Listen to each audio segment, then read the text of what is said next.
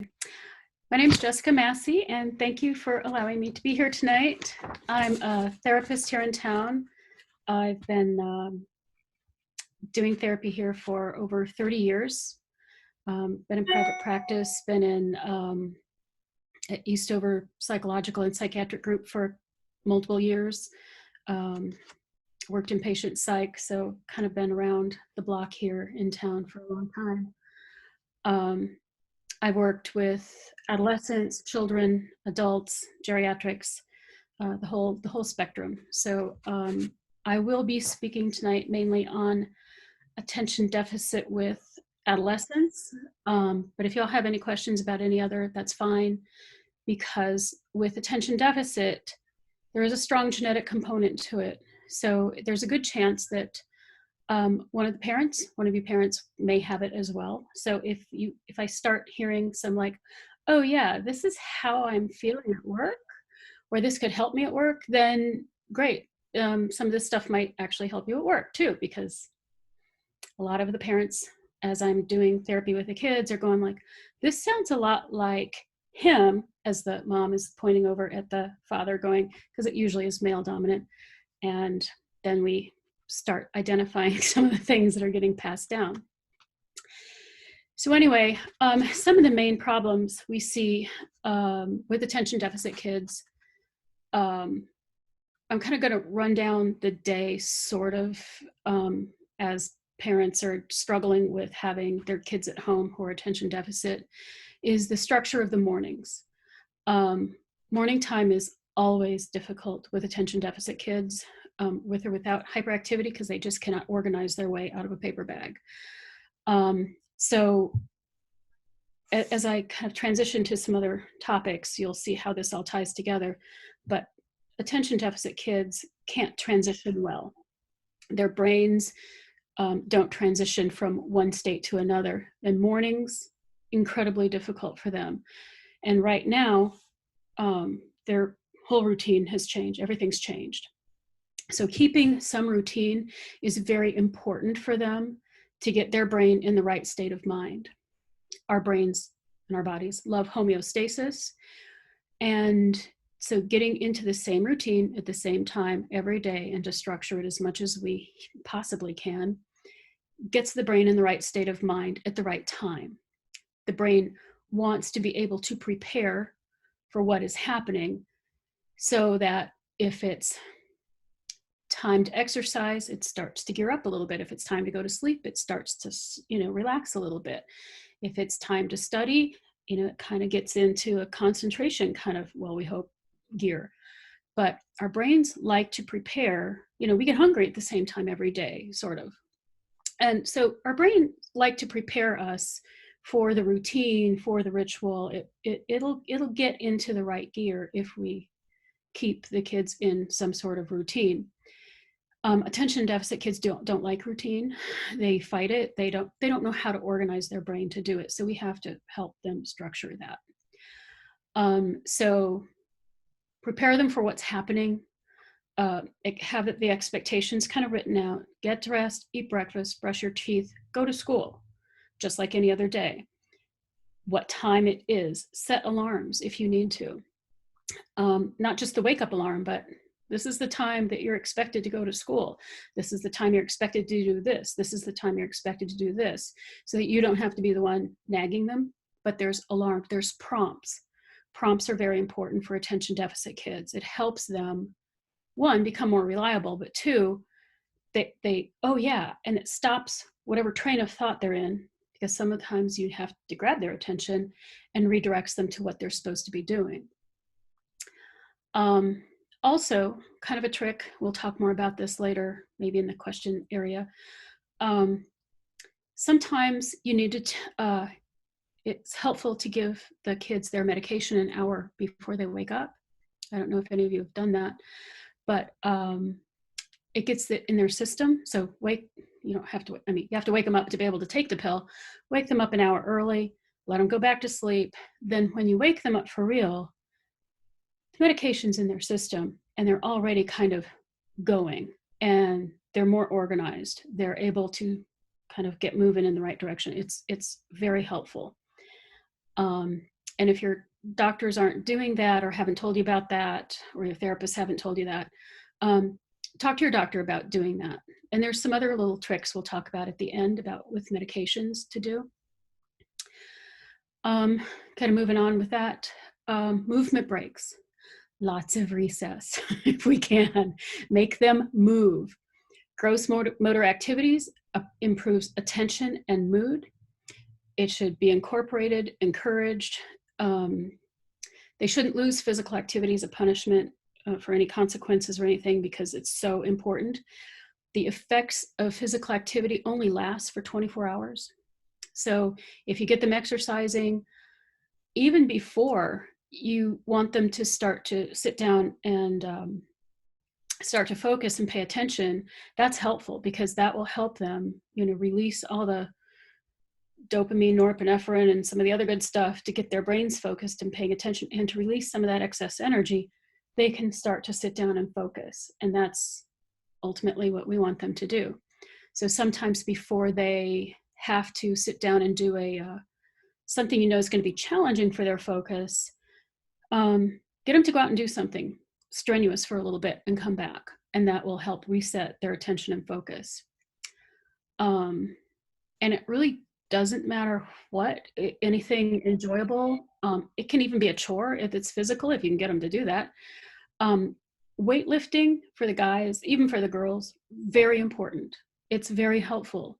It increases their metabolism. It seems to be one of the things that gets the kids resets their buttons, and it's just good, healthy for them. Anything cardio is good. Those treadmills in there somewhere that nobody's using, drag them out for the kids to use. That's really really good, because they can't do some of this stuff socially, that they can't go out and get a pickup basketball game right now. They can't do, they can't go out and whatever they were doing for physical exercise like they can now. So you got to get a little creative. One of the parents drug out their old boxing thing and their own boxing gloves, and got all the kids involved with learning how to box. I think they'll regret it later, but that's just me.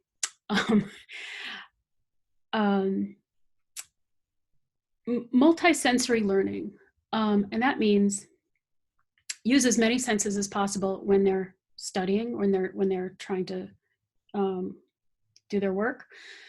Learning is aided by involving as many senses as possible, visual and verbal, but it can be kinesthetic, kind of movement, experiential if you can. I don't know how the teachers are doing some of the science stuff, but if you can help them do some of the science experiments or make it experimental, the lab stuff in the bathroom sink, turning it blue like I did when I was their age, but something, making models of molecules, whatever you can do to make it kind of experiential and hands-on, the better. At the very least, they would benefit from seeing and hearing the information that they're learning. So sometimes it's helpful to do the text-to-speech programs, because and it depends on if your kid's an auditory learner or a visual learner. So a lot of these kids have auditory processing problems. So you have to know how your kid learns best. And if there's any questions, do both, because the more stimulus, the better. So some of those text-to-speech programs, some of the free ones are Natural Reader, Word Talk, TTS Reader. You can Google them and go, okay, what's a text-to-speech thing for whatever computer platform you have, and they'll come up. Apple used to use Dragon Speak, but they have that incorporated now, so you can just find that in your settings somewhere, and you'll get the text-to-speech working. So when they're studying, to help manage their attention and focus, it seems a little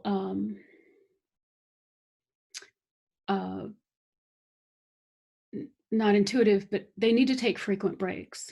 Their attention and focus will only hold but for so long, especially if they're not well medicated right now. And again, we'll get to that. but, and if they're not medicated, their attention will only hold but for so long. So kind of get to know your kid's attention span. 15 minutes, 20 minutes, 30 minutes. Now, I'm not talking about the hyper-focus time when they're super interested on something, video games, and they can focus on it for hours, it seems like, but I'm not talking about that. They can all hyper-focus on something that they like. I'm talking about when they're not that interested, if it's something that they just kind of are doing and it's like, yeah, I just have to get this done, their attention span is going to be about 20 minutes, give or take. So give them assignments, tasks. Even if you're asking them to do something aside from homework and stuff, to complete in short bursts, break it up. Also change from one task or assignment to the other, one subject to the other. For homework, I actually recommend that kids put their different subjects around the dining room table so that they don't have to get out stuff and put it back and get out stuff and put it back. So be creative with how you guys can do this. But, and every 20 minutes, let's say it's 20 minutes, they change spots. And I'll get back to the positioning here also. But so after 20 minutes, they go from science to math, language arts, missing something, and around until they finish whatever they need to finish. But every 20 minutes, they rotate. That resets their attention and focus to a different part of the brain that they're kind of using a little more. And then they kind of use this part, and then they kind of use this part again. And in between there somewhere, get them up, get them moving. You can kind of tell when they start to lag a little bit and dawdle and, do something. And, so get them up and moving around. And then, yes, this requires a little more supervision than the average kid, but it'll be worth it. Now, if you don't have that availability because, mom's working at home, dad's working at home, dining room table might not be available. That's somebody else's desk. Do what you can. See if you can move them to different places in their room, even if it's just from the bed to the desk, to a beanbag, to the bed, to the desk, to the beanbag. If they can change locations in their room, in the house, wherever, it's helpful because it's a slightly different stimulus.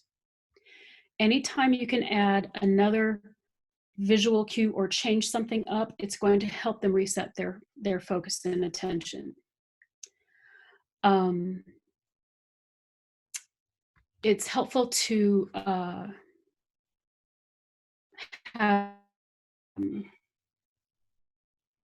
background music sometimes, not language based, because they'll pay attention to what is being said, what they need to be paying attention to. They need to be something to fiddle with. Those spinner rings are good. Silly putty, stress balls, something to mess with is good. And sometimes on a desk, and they've done this with some of the younger kids, and I don't see why it doesn't work with some of the older kids too.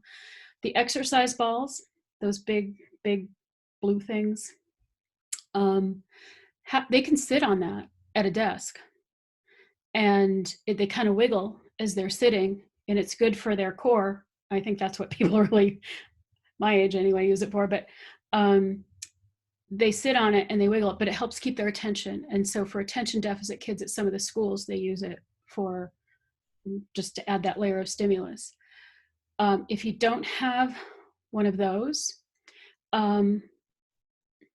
make a one-legged stool, shop class added on here for homeschooling, or a two-legged stool or something where they have to have some sort of balance to be able to sit. And it's one more layer of that kinesthetic stimulus that's going to help them focus. If it's reading and they're reading over and over and over again like a book and they can't keep their focus and attention, see if you don't have one of those report covers that are different shades of like yellow or blue or something, and put that over what they're reading. That catches their attention, and they can read through it. It's transparent, but another layer of stimulus where it'll keep their attention for a little bit. And then every so often you have to kind of change the color because it has to keep their attention and focus. Let me see, stimulus, background music, no TV, no screen, anything except for what they absolutely need during that time. So if they say, oh, I really need the TV on in the background because no, because that will visually, that will catch their attention and remove it from what they're doing. No visual in that regard, no visual electronic screen, anything, because that will grab their attention. That is more attractive to their brains than anything else going on. And their focus and attention will just gravitate towards that. Where am I here? Using whiteboards at home to make a calendar for what they need to do, their deadlines, their schedule, what they need to get done, some lists. They need to have something right in front of their face that they can see all the time, and it's a prompt and it's a reminder. And again, use different colors. You can color code some things like deadlines for this class is in red, this class is in blue, this class is in green, or just different colors, like this week everything's going to be in blue, this week everything's going to be in green, because anytime there's a color change, it will catch their attention again and renew it. You know those old sticky notes you have somewhere and you just forget to look at them anymore? And everybody attenuates to it at some point. Everybody gets used to it and you stop seeing it. Well, they stop seeing stuff really, really, really fast. They attenuate so much faster than the average bear that they need that change. We all do it, but they do it so much faster that they need that change a lot faster.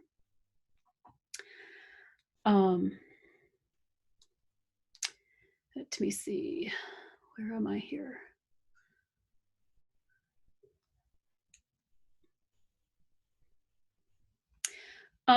They often use avoidance and defiance tactics to keep from doing things. I think y'all are probably familiar with that. Excuse me, using contingencies, that they don't get to do what they want to do until they do what you want them to do. Very motivating. More motivating than usually anything else. ADD, ADHD kids work best when there's a carrot and a stick. But keep in mind, their reinforcers, the things that reinforce them and the things that punish them, like when you give them consequences, the things that punish them in their brains, I'm talking kind of more brain chemistry, they extinguish very quickly. So you can give them a reward over and over again, and it will lose its reward value very quickly, quicker than the other kids.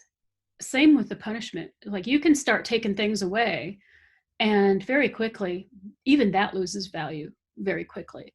So it's important to rotate your rewards and rotate your punishers a lot.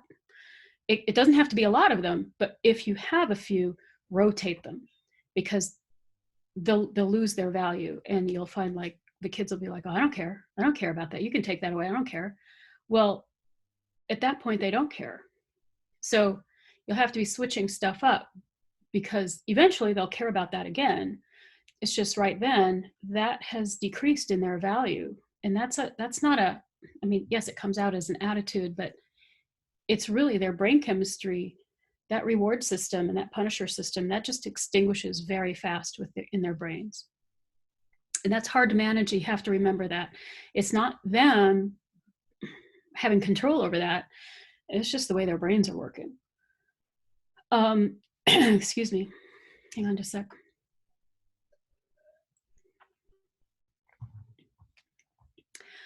A lot of kids need, and this is good just for kids in general, the prompting and asking them,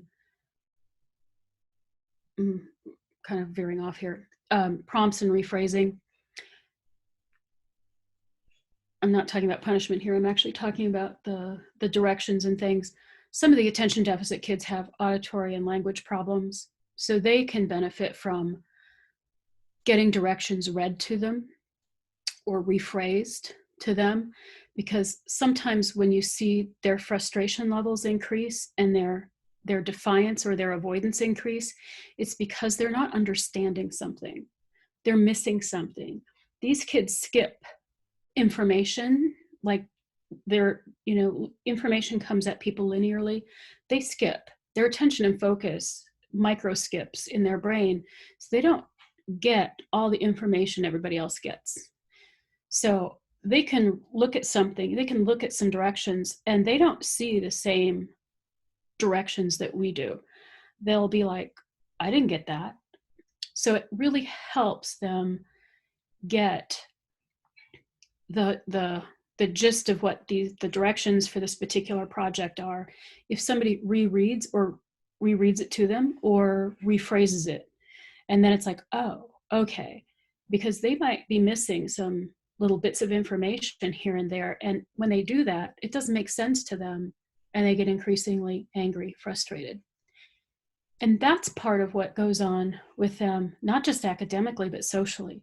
They don't pick up on social cues as easily as other kids. They miss those little micro tidbits of information that other kids just automatically absorb, and it interrupts their ability to respond effectively. They just miss information, so they don't know what to do with it. If any of the kids have had 504 accommodation plans, those really shouldn't stop just because they're home. So whatever accommodations you have had at school, you're going to have to try to reproduce them as much at home. And these are some of the things, hopefully they'll fit into some of those accommodation plans. But if there's anything else in those accommodation plans that anybody has any questions on, you can bring them up during the question after this, and I can try to address those. But those accommodation plans, they don't stop just because they're home. they still need them. Let me see here. I had some other notes here as I was talking. My husband is a therapist as well. He's at Eastover, and I was going over this presentation. He was like, oh, you have to talk, you have to say this, you have to say this, you have to say this. So I'm trying to add his stuff too. So hopefully you'll have the benefit of both of us. Okay, did that. I think we talked a little bit about the sensory regulation. I think that also has to do, when we're talking about the environment that they're studying in, it does have to be comfortable, relatively quiet, non-distracting. Some of the parents have found they have to remove some of the extra stimulus from the kids' rooms. Attention deficit is a problem with, they can't filter out all the stimulus in their brains, so they attend to everything all the time, and they can't hierarchy what they choose, what's most important, what's next important to pay attention to.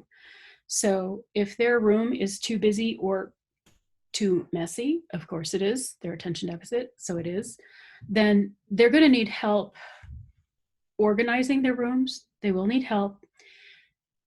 And a lot of times they need help simplifying their rooms. My older child, he had really severe attention deficit with hyperactivity. We let him live. It was tough, but we took out almost everything in his room, not as a punishment, but we had to destimulate his room. And the more we did it, the more he loved it. And at the end of the day, his room was relatively Spartan, and he liked it that way. And he kept it that way. And now he's 40 years old. I feel so old when I say that. And his house is like that, very Spartan. But it keeps him calm. It keeps him regulated. And he does not like disorganization at all. He's like one of the most organized people. And I'm like, I am actually not like that, so I'm surprised. But he got it, and it benefited him so much that that's the one thing he kept all of his life. That, and he is a serious exerciser. He runs, he lifts weights, and he also really latched on to how well nutrition plays a part. He was one of those kids where sugar sent him off. There's a lot of the sugar play a part in attention deficit and hyperactivity or not. No. I'm telling you, with some kids, absolutely it did. Was that the attention deficit or something else? I don't know. All I know is don't feed Josh sugar because it made him nuts. So we didn't ever feed him sugar. And he, to this day, eats a very clean diet. And I don't know where he got that from either, because he certainly didn't learn it from us. He just learned it on his own and figured it out and kept going from there. So he really got his all of those learning things much later, actually, as an adult. So anyway, focus on the rooms too.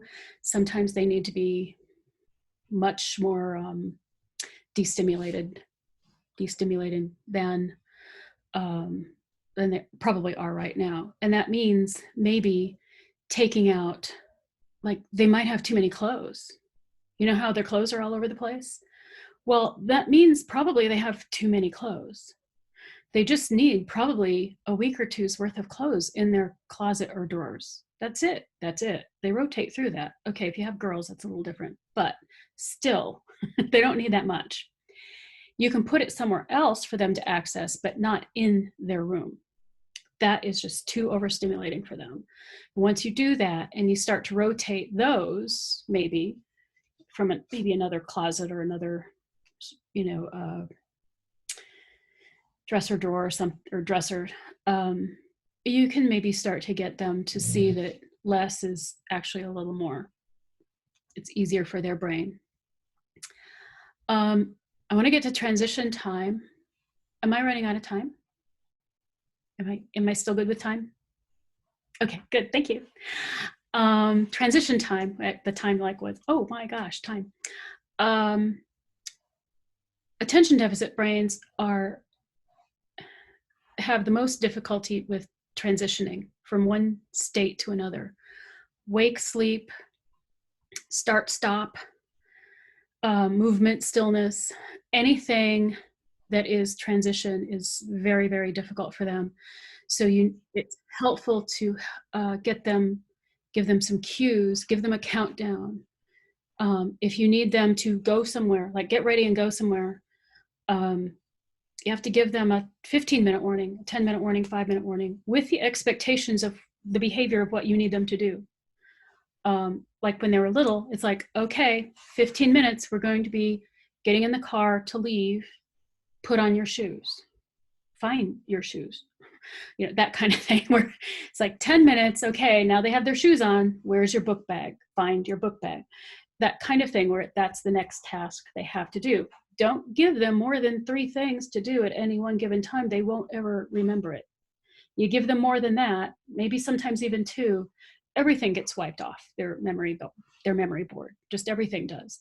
3, maybe 2. Wake, sleep, very difficult. These kids have enormous difficulty going to sleep and waking up.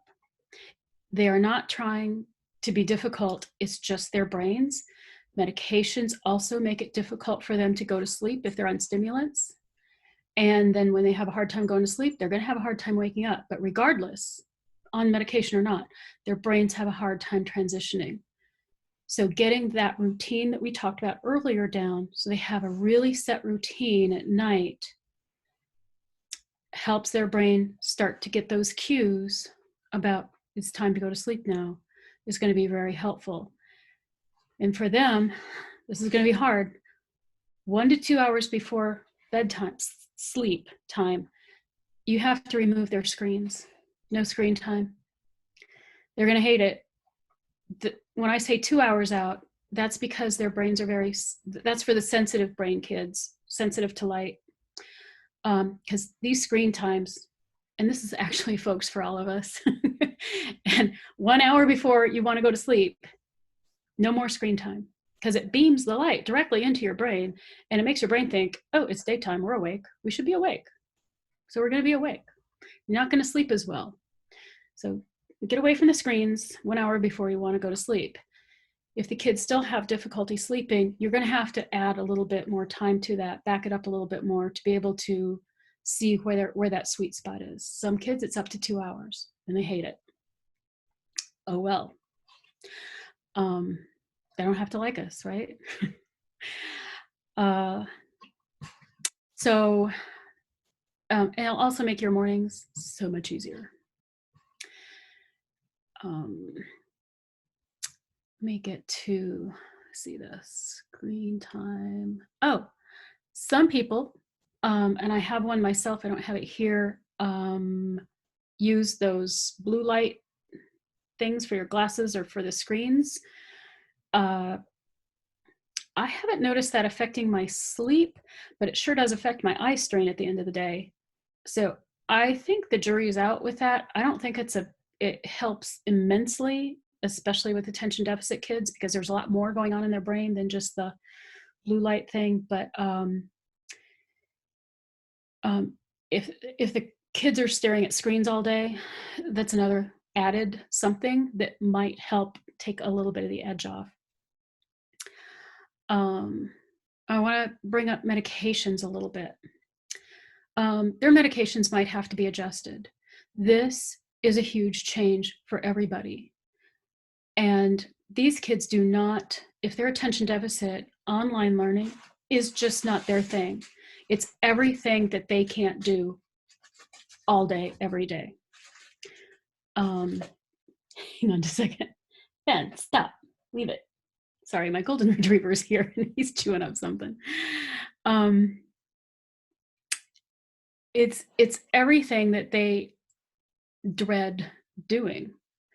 And sometimes they don't even know what that is, because in the classroom, the teachers are there automatically redirecting their attention. They don't even realize, well, sometimes it's intentional. Sometimes they are grabbing their attention, like, hey, you pay attention. But sometimes it's just because they've locked onto their eyes. They've walked around the room. They've done something that has caught their attention and focus. And it's this feedback part that's so important.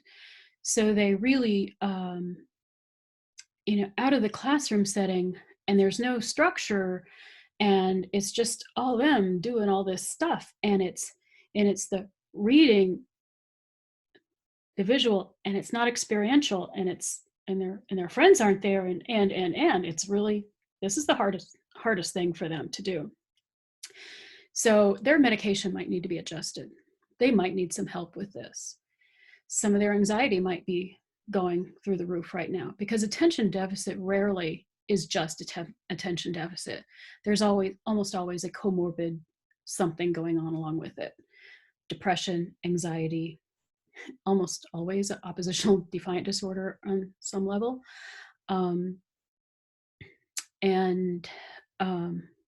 Sometimes it's helpful to get a increase of the medication, or like I said, that short acting one first thing in the morning to help them boost before that long acting kicks in, or you take the whole thing an hour earlier, so the long acting starts to get in their system. By the time they wake up, you're kind of already at some of the peak. Some people need that short acting one later to tack on, because maybe one of the parents is more available during the day, morning time, maybe to get them started. But then maybe later in the day is when somebody's available to get them back on track and monitoring them more and doing more of the work with them. So it might be more of a split schedule for the kids, actually. It just depends on what's going on. So we kind of have to be flexible with what's going on with the kids with their medications. So talk to your doctors about what's going on schedule-wise with you in their homes, and see what you can do. Some of these can be accommodated with some of the medications. And as my husband says, when in doubt, send them for a 20-minute run. It's not for them. that's for you. I think that's where I'll end it. So if you can turn the mics on and we can get to some questions, I'd be happy to answer, or comments or whatever.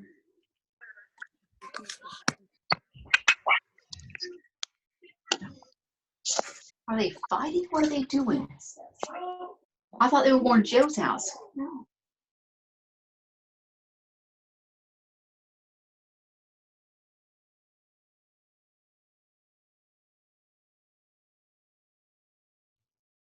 Okay, now you can hear me, right?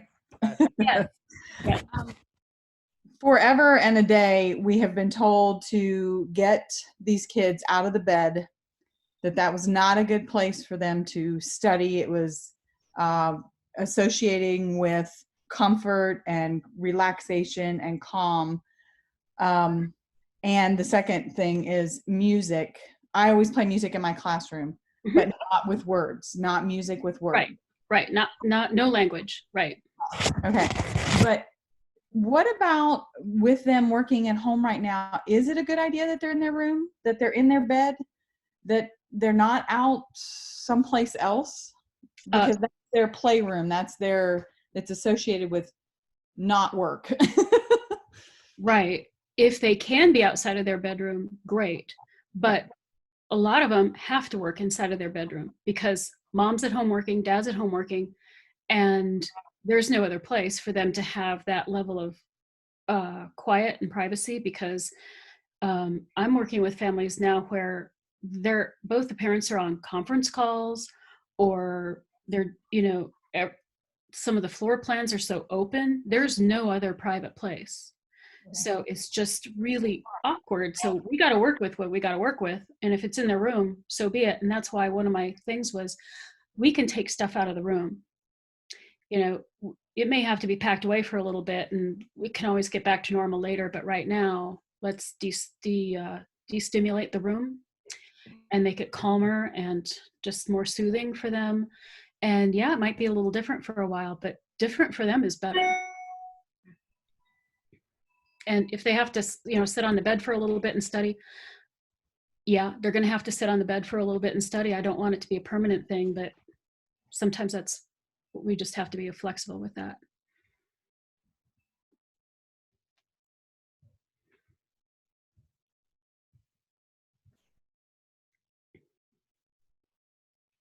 Anybody else?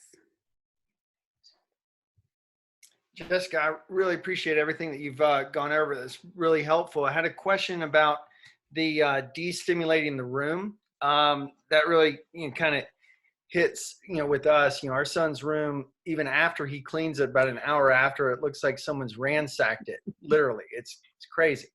Yeah. So, I think that'll be a good project for us to take on this week. Can you elaborate on how deep you want to cut on de-stimulation, or is it, just kind of make a first pass at it and see how it goes? When you de-stimulated your child's room, how did you go about figuring out what to keep and what not? The first thing I did was I took everything off the dressers, and only a couple things left on the walls. And I had him pick his favorite, 2 things to keep on the walls. And because he had posters and crap all over the walls. You'd walk in and it was just stuff all over. So it's one thing for each wall, and big wall, because the little walls, we just took everything off the little parts, and everything off the dresser except for what he needed to use for his hairbrush and whatever. But and it was really the closets also, because my kids always had their closet doors open. They never closed them. But even the thought of how he, when we kind of went through all the clothes and how things were organized in their closets, we just took out a ton of stuff. And what I did was I took everything out. I just took everything out. So everything was kind of a clean slate. And then we added back in what we wanted. So when you said first pass and see how it goes, I get that, and that's certainly an option. I just took everything out and put back what I wanted in and what he wanted in. This is a joint decision to see what felt good. And he stopped really a lot sooner than I would have. And he stopped with maybe several pairs of jeans, some t-shirts, you know, and a couple pairs of tennis shoes and some of the stuff in his drawers. And then he was like, I'm good. I'm like, really? He's like, yeah, I'm good. I said, okay, well, the other stuff is over here. So when you get tired of this stuff, we can go over this stuff. And he's like, all right, I'm fine. And that was it. And he, yes, he had his radio, his, back then there were boom boxes on his dresser. And that was it. And that's where he got very calm and peaceful. And that was a big surprise for us. You do have to, with some of these kids, you're going to have to really reinforce the fact that this is not a punishment. This isn't, we're not taking your stuff away as a punishment. You have access to it. It's just not going to be in your room right now. That might be tough. Got it. Thank you. Yeah.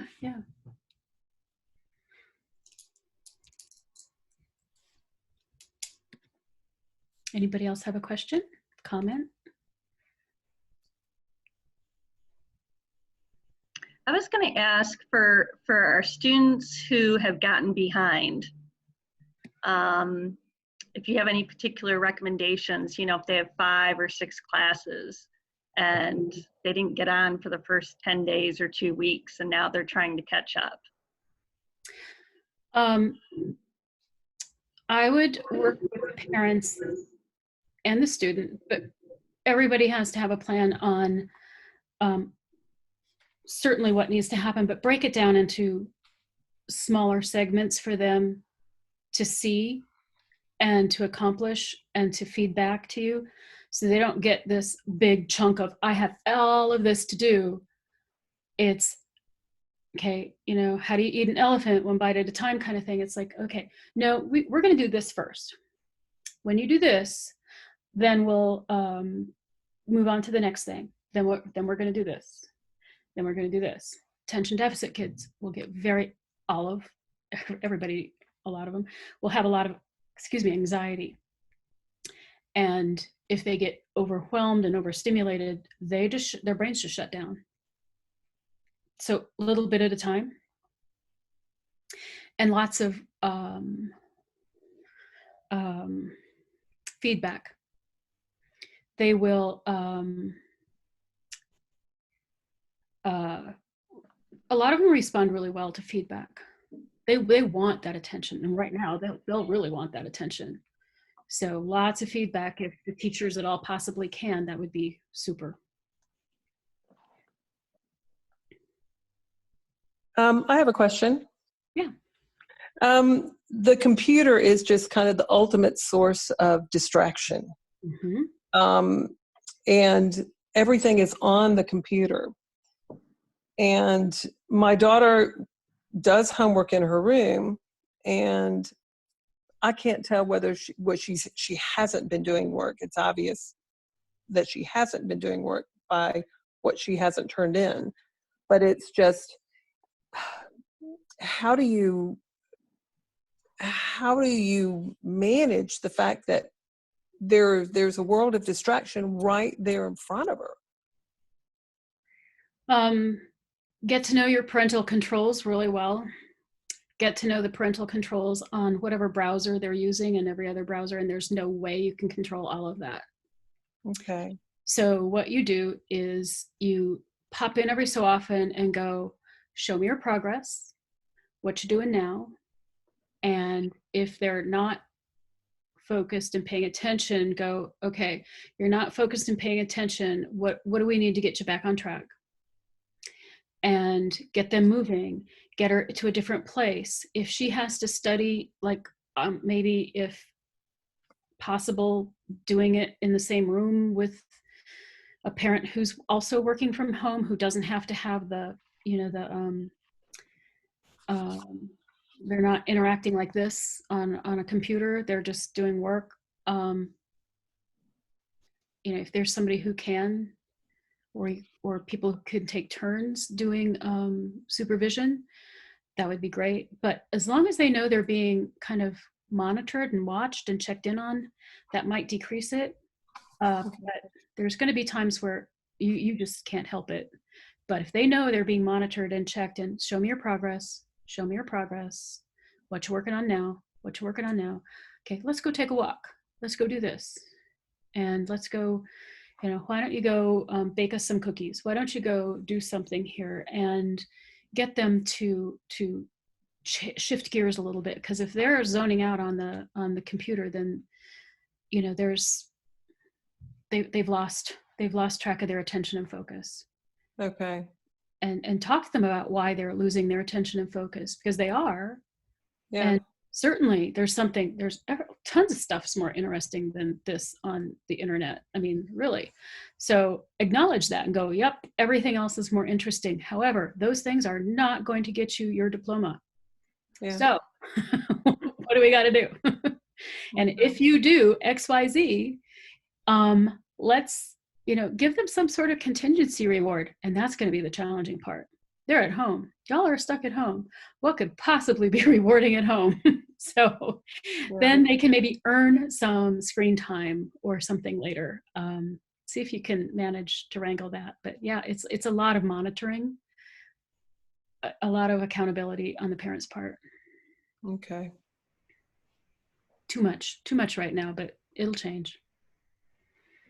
Jessica, it's been requested that you provide the resources you mentioned in the beginning of the talk, the text to speak.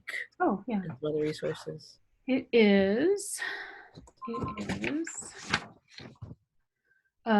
Natural Reader,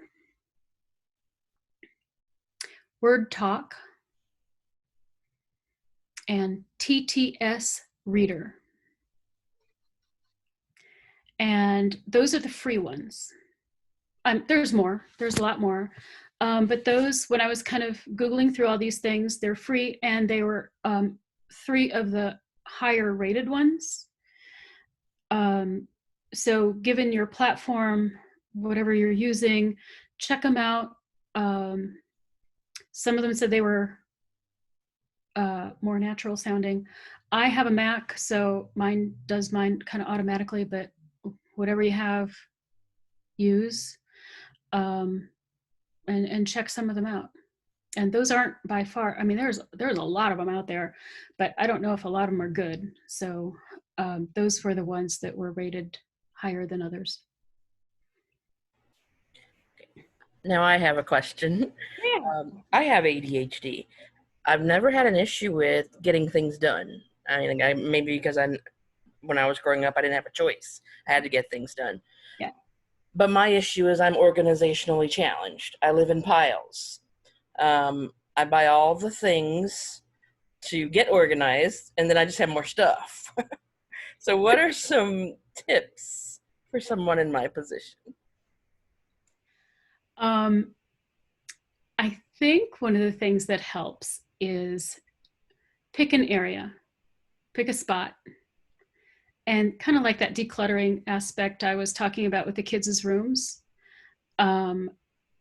take everything out of that area.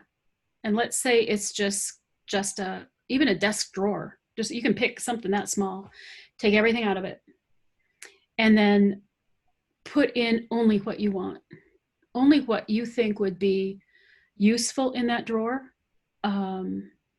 And if you need organizational things like those little dividers or whatever, get them and use it. If it's a closet, file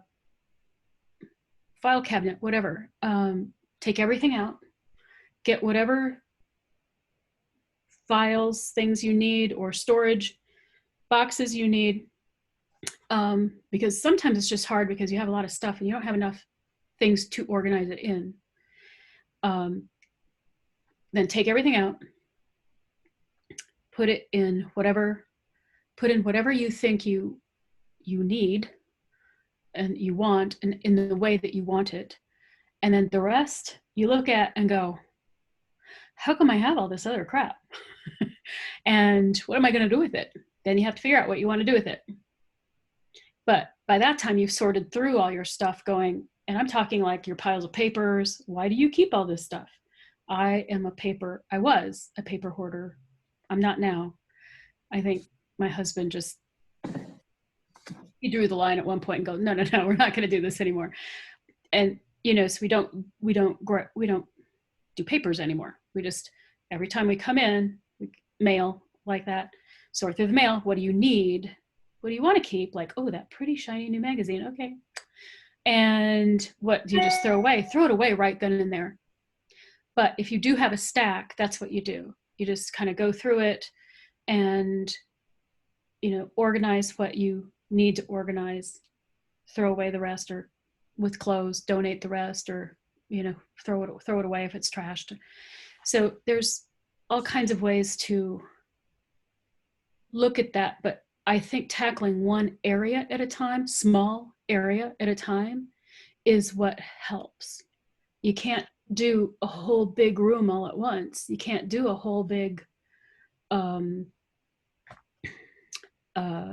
you just can't do a whole big area all at one time. It's too overwhelming.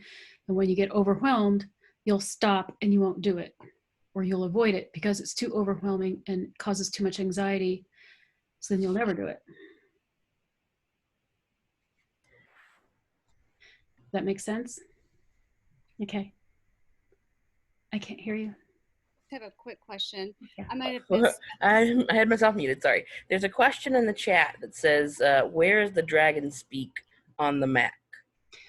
It was a program a long time ago that Mac used. I don't know if it's just called Dragon now. It was called Dragon Speak a long time ago. It was not free.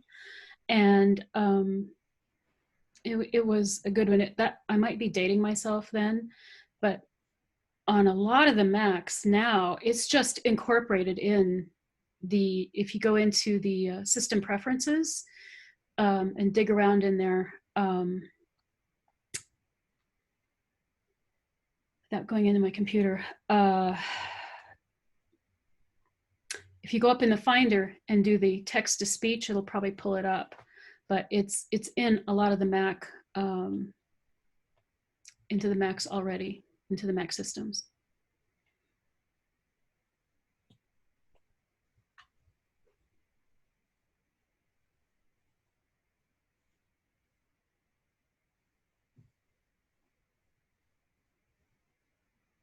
I might have missed some of this in the beginning, but I have just a question about when they're trying to go through their assignments. I have a student that's gotten behind since we've gone online, and we'll try to daily prompt her, have you checked your assignments, have you gone through everything? And we're trying to give her space to try to promote her being independent and taking charge of what she's supposed to be doing, while so clearly what we were doing wasn't really working, because she did get 6-7 assignments behind. And then we're trying to look at it too, and it's so well organized, but we must have missed some here or there. Do you have any tips on how to kind of, she, with her focusing, she would look at it one time, and if it didn't jump right out at her, oh, I don't see anything, click. Like you said, she'd find something else on her computer to do that was way more interesting and exciting and move on. I must not have anything. Oh, well. And then before we knew it, she was considerably behind. So I don't know if you had any tips for how to kind of get her to maybe peel back the next layer. That's unusual for me to not have any homework in this class for an entire week, or to not have an assignment for an entire week. That's odd, huh? Yeah. Yes. And some of my parents have always, not always, they've started doing this consistently, where they log on with their kids every morning, noon, and 5 o'clock or whatever at the end of their day. So they can kind of consistently monitor, and they're getting them in the habit of consistently monitoring and logging on and checking. And this is part of the routine and the habit. But, you know, you have to, for a lot of kids, and this isn't just attention deficit kids, you really, they'll do what you inspect. You know, you have to really, they won't necessarily do anything else unless they know they're going to be held accountable. And so if you're the one, and right now I think they do need more structure with this stuff. These aren't normal times, and they're just kind of like, oh, this is like summer vacation. That's how it feels to them. And so their brains are automatically going to, I don't really have to do this. This doesn't count. This doesn't, you know, I hear this every day from the kids that I see. It's like, how come they're making me do this? This isn't real. It's like, it's not real. They don't see this as real.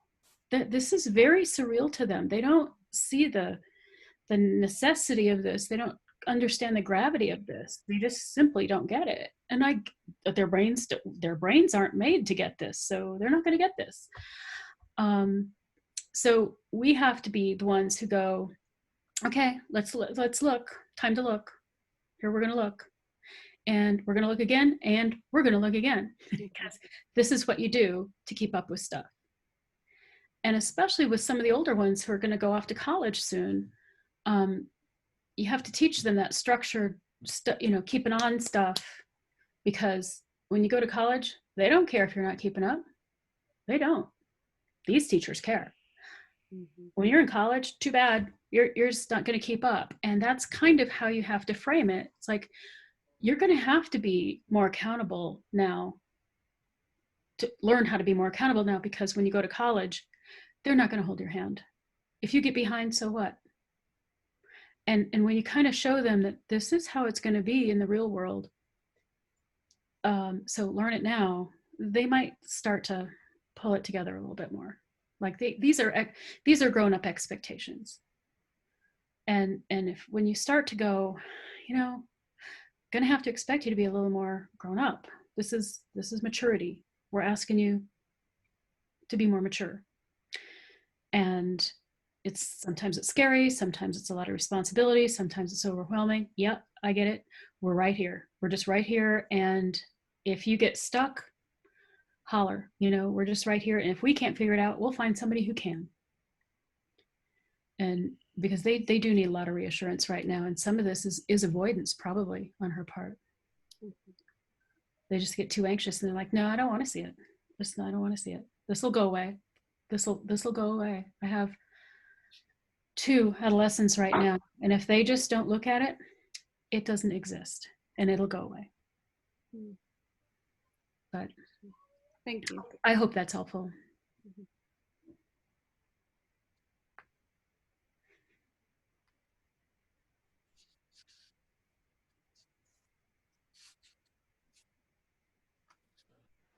Do we have any more questions?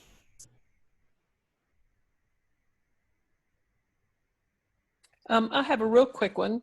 I see on my phone, it says this is recording. Are you guys recording this? Yes, it is being recorded. It's recorded in such a way that the speaker is in the view. All other video screens are not. Great, because I missed the first 10 or 15 minutes and I would love to be able to see that. Is that going to be someplace that we can watch? Yes, I think it will be put on our social media pages. Great. Oh, I didn't even know that. Oops. They won't be able to see your name or who is asking the question. So that will be all anonymous. But yeah, we'll post it on, Doug will email you the link probably tomorrow, and we'll have it on YouTube so you can go back and view the whole thing and review. Great. Yeah, because I think sometimes I think maybe I might let my daughter watch the first part of it, because I think she needs to understand her brain a little bit more than she does. And hearing someone else talk about the challenges of the way her brain works, she receives it better than hearing it from me. Always. Always. Even my kids needed to hear it from somebody else. Yeah. You don't And she needs help, but she doesn't want help. And that's really very challenging because that's all we want to do is help. Mm-hmm. Yep. It's at a tricky age where it's, they're all about wanting to do it themselves. They want to feel competent. And when you are telling them to do it differently, they feel like you're telling them that they're not competent. So it's all in how you try to handle their delicate adolescent egos, which of course they are. They're just launching. That's just the beginning of that, and they are just starting all of that competency thing, and it's just hard. We're not telling them they're wrong. It's just different. Yeah. And that's a thing that I think to emphasize. It's like attention deficit brains mean, they're more intelligent than the average brain. They're just built differently, and they have to adapt and learn differently and cope differently and do a bunch of things differently in order to access the actual benefits of having attention deficit, and minimize some of the problems that attention deficit has. Mm-hmm. Jessica, I just wanted to thank you for doing this. When I reached out to her, she immediately emailed me back, and thank you so much for your time. And thank you to your husband, David, too, for. I tried to connect with him too. I know we connected or emailed over at Eastover. So thank you, and thanks to all the parents on here from Trinity and not from Trinity. I see some that I don't know as well. And it's really good for us teachers and admin to hear your struggles, that you're having, because this isn't easy for us. It's not easy for you. We understand that. In any way that we can help, please let myself or the teachers or Mr. Lambert's kind of the go-to point person too to help with the teachers, and the way we've set up the Zooms too, hourly with the teachers, hopefully can help. We know a lot of the students are behind, and we can accommodate, and it can be overwhelming now to jump into that. So we want to help any way we can, ease anxiety, ease stress, ease your home life any way that we can. In my home, we felt the stress and strain with our own kids. So we get it, but I think it's really good for all of us to hear what you're going through from home as teachers and staff, and any way we can help, like I said, please let us know. So thank you, Jessica. I appreciate it. Sure. My pleasure. Thank you. One other thing I was going to ask you, and this is just something that I thought of. We're actually going in, we kept our schedule normal, after we jumped into doing the online for, I guess it's been 2 or 3 weeks now. It's all a blur, but we go now into spring break as normal. I obviously have a concern and just wanted your input on ways we can help, because now we've been in a structure of the online, or kind of gotten into one. We're going to be out of it for a week. How can we help our parents and our students when we come back in a week? Because we have lost everyone, or it's going to be difficult. What can we do as a staff and as teachers to help the parents and the students? I think if you can, and I don't know if this is possible, but if you can give them a schedule of what to do, I don't know how to, are there assignments that being done between that time? No, we won't do any work over the break. We want them to have a break for a week, and then come back and we'll hit the ground running. But every day, each one of our teachers gives them, 5-10 minute video that they watch, and then they have maybe 2 to 3 assignments a week that they do. And every day they have the availability to hop on Zoom for an hour with each one of their teachers. And they don't have to, but that's kind of like the extra help. Once they watch the video and attempt the assignment, then they can get on there and get help. And then we also have, some of you guys don't know too, Miss Sikorsky's on here, and she's a tutor and available as well. and Mr. Lambert would be available too with math type tutoring and stuff. So there's extra help if you need it, even in addition to the teacher. So that's kind of the way our structure is. And we try to do a lot of project-based, creative type Yeah, you stuff. guys are excellent at that. Yeah. That we know we're not just trying to push information and busy work, because our kids don't do well with that. So I know this isn't ideal, but we're trying to make the best of it with kind of how our setup is online. One, it's an excellent time for the kids who are behind to try to catch up. So if there's a way for those kids to get, actually the parents of the kids, to get a plan on how to be able to help with that. Some of them probably won't be able to get totally caught up, but at least a chunk taken out, some sort of structured schedule on. It'd be great if they could do this day, this day, and this, you know, that kind of thing would be helpful. But is it good for an ADD or ADHD kid to focus on one subject at a time, or to like, because if they're behind, like with my own kid, that's what he wanted to do. That like he wanted to catch up in English first and then go to math, and then or is it that not as good for? Well, again, it you know, some of them like that, but again, keeping their attention and focus for a significant period of time, it's like they'll burn out. Right. Like 20-30 minutes and they're like drifting off somewhere. So how are they going to be able to keep, if they can keep their attention and focus to do that? Sure, run with it. If that's their strength, if they can, absolutely. If they can't, which is I think probably the majority of the attention deficit kids, they need to rotate their subjects. Okay. That helps refresh that attention and focus. Okay. Jessica, there's one more question from the chat. It says, I know the drawbacks of ADD, ADHD, but you mentioned some benefits. Can you elaborate on those? Attention deficit brains are, like I said before, higher in intelligence. Oh gosh, to focus on the positives right now. I knew somebody was going to ask me that. Hyper focus on stuff they love. Yes. Huge hyper focus on stuff they love. They tend to be very creative. They often are the more active kids and outgoing.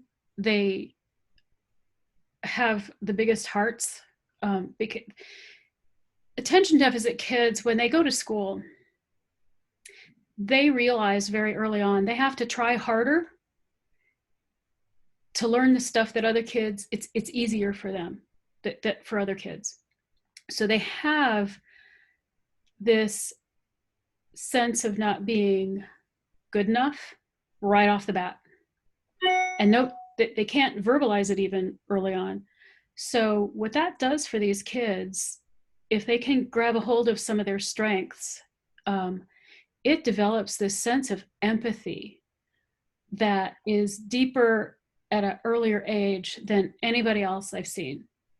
And they will like start rooting for the underdogs, and they'll take up for the underdogs. They'll do that. And sometimes it gets them in trouble because that's what they're doing.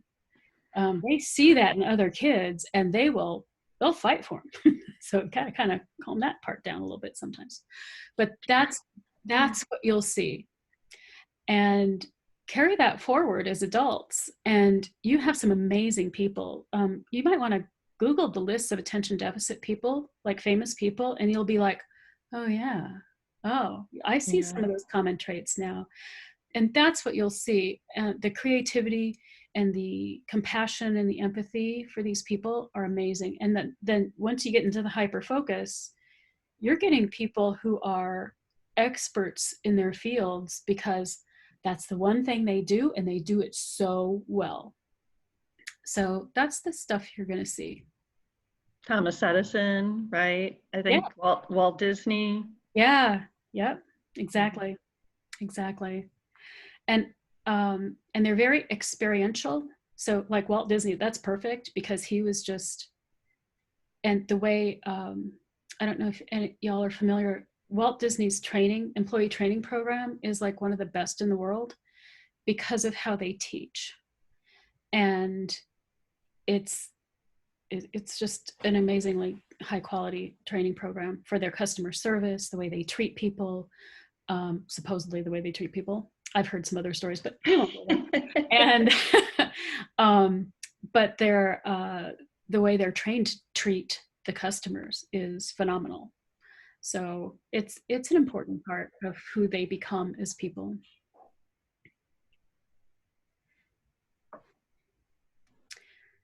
All right. Well, thank you so much.